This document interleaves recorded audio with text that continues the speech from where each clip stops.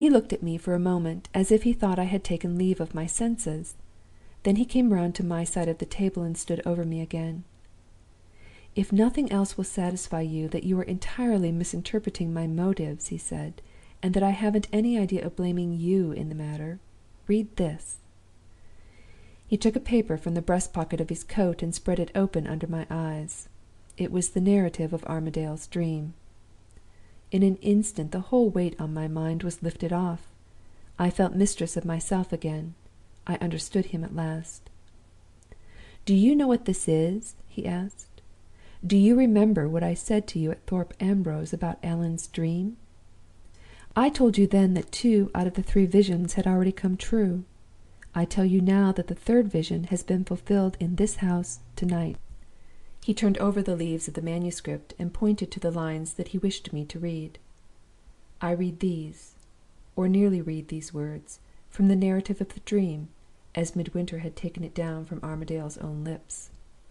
"The darkness opened for a 3rd time, and showed me the shadow of the man and the shadow of the woman together. The man shade was the nearest; the woman shadow stood back. From where she stood I heard a sound like the pouring out of a liquid softly. I saw her touch the shadow of the man with one hand, and give him a glass with the other. He took the glass and handed it to me. At the moment when I put it to my lips, a deadly faintness overcame me. When I recovered my senses again, the shadows had vanished, and the vision was at an end. For the moment I was as completely staggered by this extraordinary coincidence as Midwinter himself. He put one hand on the open narrative, and laid the other heavily on my arm. "Now do you understand my motive in coming here?" he asked. "Now do you see that the last hope I had to cling to was the hope that your memory of the night's events might prove my memory to be wrong? Now do you know why I won't help Allan, why I won't sail with him, why I am plotting and lying, and making you plot and lie too, to keep my best and dearest friend out of the house?" "Have you forgotten Mr. Brock's letter?" I asked. He struck his hand passionately on the open manuscript. "If Mr. Brock had lived to see what we have seen to-night, he would have felt what I feel. He would have said what I say." His voice sank mysteriously, and his great black eyes glittered at me as he made that answer. "Thrice the shadows of the vision warned Allan in his sleep," he went on, "and thrice those shadows have been embodied in the aftertime by you and by me. You and no other stood in the woman's place at the pool. I and no other stood in the man's place at the window.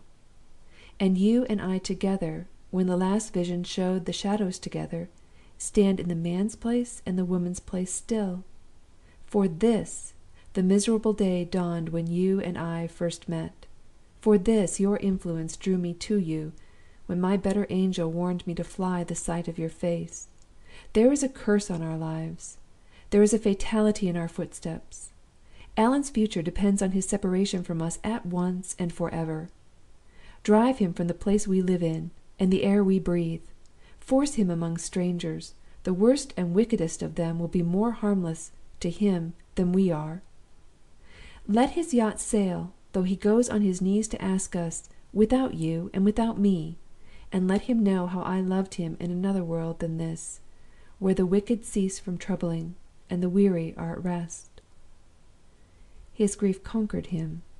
His voice broke into a sob when he spoke these last words. He took the narrative of the dream from the table, and left me as abruptly as he had come in. As I heard his door locked between us, my mind went back to what he had said to me about himself. In remembering the miserable day when we first saw each other, and the better angel that had warned him to fly the sight of my face, I forgot all else. It doesn't matter what I felt. I wouldn't own it, even if I had a friend to speak to. Who cares for the misery of such a woman as I am? Who believes in it? Besides, he spoke under the influence of a mad superstition that has got possession of him again. There is every excuse for him. There is no excuse for me. If I can't help being fond of him through it all, I must take the consequences and suffer. I deserve to suffer. I deserve neither love nor pity from anybody. Good heavens, what a fool I am! and how unnatural all this would be if it was written in a book! It has struck one. I can hear Midwinter still, pacing to and fro in his room. He is thinking, I suppose. Well, I can think too. What am I to do next?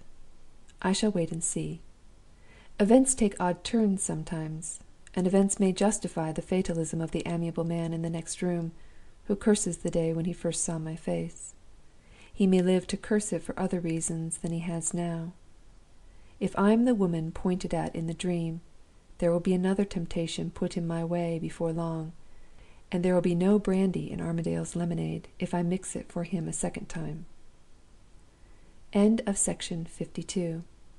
Read by Marianne Spiegel in Chicago, Illinois.